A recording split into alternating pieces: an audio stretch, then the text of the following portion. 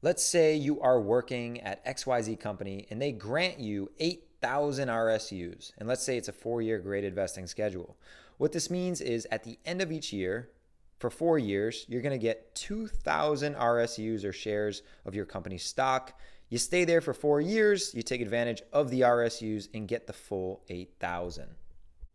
So now let's take a look at the timeline between the grant date when they grant you the 8,000 RSUs and the end of year one, the first real important date, because you vest at that point, right?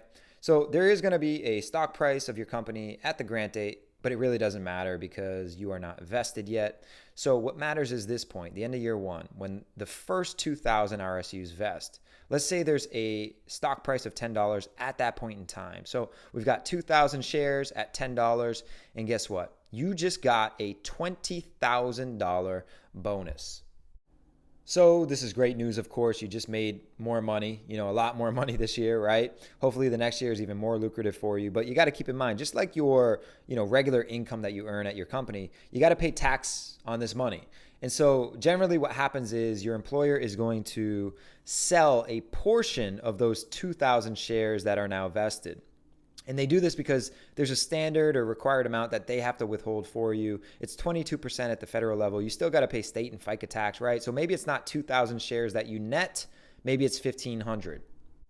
So if it's a net 1,500 shares, in dollar terms, that's $15,000. And so the first real consideration, though, is the tax withholding, because they are selling a portion of your shares, as we just went over, to withhold the standard amount on the federal level.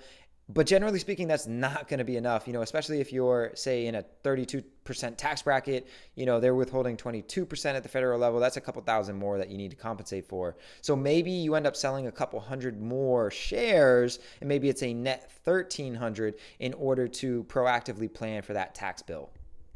So you get here to this point, and now you are faced with a big decision. Do you hold on to the stock or do you sell it? What do you do? And the way I like to pose this question to people I'm working with that have RSUs is, if this wasn't a stock plan and you just received this amount in the form of a cash bonus, would you then go and take this amount of money and invest it in XYZ company stock? So definitely a lot to consider and think about. But let's just say theoretically at this point in time when you vest, you sell. You sell at this price point.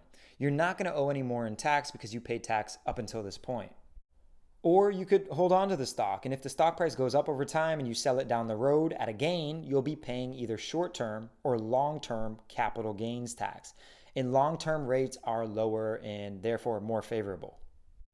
But stocks can also do this. I think sometimes we forget, right? They can go down. So a lot of things to consider.